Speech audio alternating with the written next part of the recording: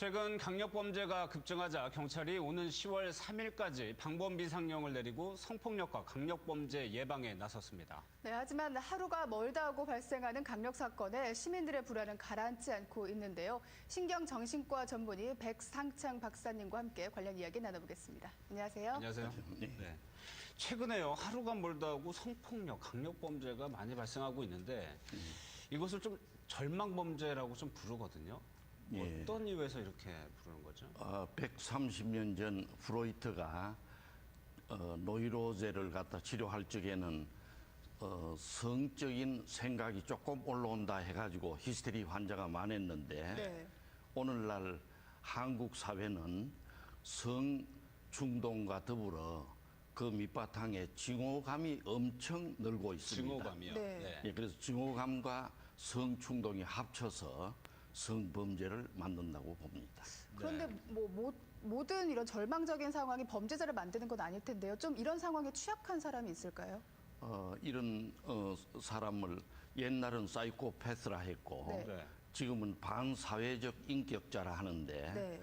이런 사람의 특징은 양심이나 도덕 의식이 좀 없거나 희박하고 네. 그 대신 본능적인 욕심, 충동은 남보다 강하고 참을 수가 없고 네. 또 자기 원하는 대로 안 되면 그 자리에서 복수를 해야 되고 네. 네. 이런 특징이 있는 것이 이 성격자의 특징입니다. 네.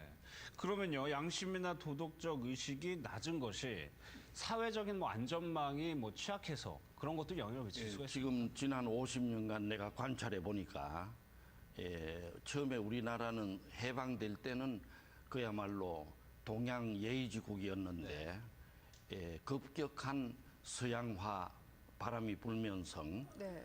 우리는 삼강 오륜, 인의 예지 이런 것을 다 잃어버리고 그야말로 개인주의, 자기중심주의가 되면서 모든 한국 사람들이 자기가 원하는 거는 해야 된다.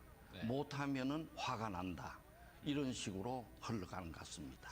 네. 요즘 보면 은둔형 외톨이가 좀 범죄자로 진행되는 케이스가 많은 것 같은데요. 이게 사회적인 어떤 추세인가요? 우리나라에서 보면은 지난 30년 전에 우리나라가 한참 잘 살아보세 하며 네. 근대화할 때 우리나라의 부모들이 자녀 교육을 시킬 시간이 없었어요. 네. 그때 자라난 애들은 대개가 양심이 좀 희박해지고 네. 본능적 욕구를 극대화하고 또 자기 원하는 대로만 하려 하고 남의 말은 안 듣고 네. 법률이나 도덕은 내몰라라 하고 하는 사람들이 지금 도처에 늘어나고 있는 걸 볼 수 있습니다. 네. 네. 최근에 저희가 이런 범죄를 보면서 사이코패스라는 용어를 많이 사용하는데요.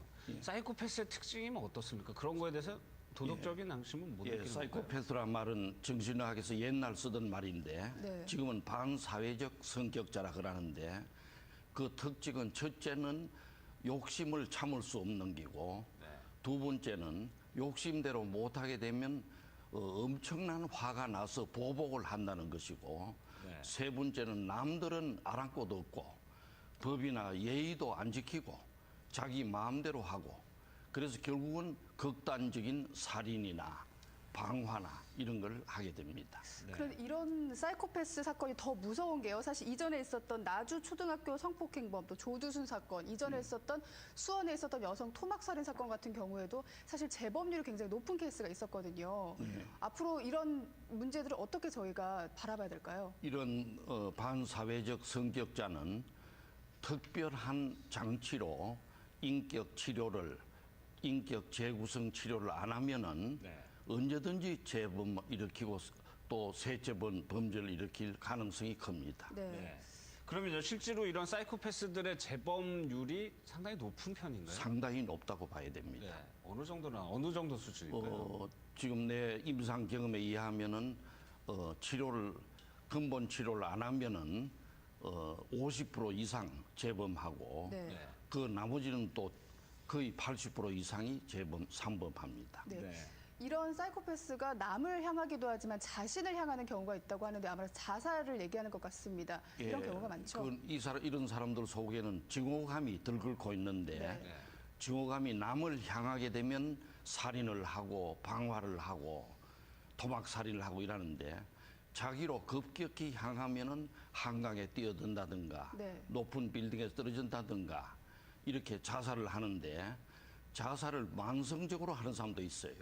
그런 사람은 알코올 중독에 걸리거나 도박 중독증에 걸려서 서서히 자기를 죽여가는 현상, 이런 것을 만성 자살 현상이라 그럽니다. 네. 그런데 이런 부류의 사람들이요, 우리 주변에서 그렇게 확 티나는 건 아니잖아요, 살면서요. 예. 잠복해 있는 건데 예. 이런 사람들 좀 줄이려면요, 좀 어떤 대책이 좀 필요하다고 보시나요? 지금 내가 볼 적에는 이런 사람들이 한두 사람이 아니고 대체로 우리나라에 돌아다니는 사람들의 약 5분의 1 이상은 이런 소질을 가지고 있다고 보고 이분들은 지난 50년 동안에 우리나라가 급격히 근대화, 민주화, 6.15 이런 과정에서 제대로 가정교육을 못 받고 네. 제대로 인격 교육을 못 받았기 때문에 양심의 형성이 안 됐다고 보는 것입니다. 그래서 이런 사람들은 우리 사회의 그야말로 발전하는 과정에 정신적으로는 이런 사람들이 늘어나고 있다고 봅니다. 네, 네. 마지막으로요. 최근 우리 뭐 대한민국이 자살 공화국이다 이런 말 많이 하잖아요. 이런 상황을 막기 위해서 사회적으로는 어떤 일을 해야 하는지 또 우리 사회 구성원들은 어떤 책무를 가져야 하는지 말씀해 주시죠. 예, 제일 중요한 거는 기쁨의 노동을 해야 됩니다. 네.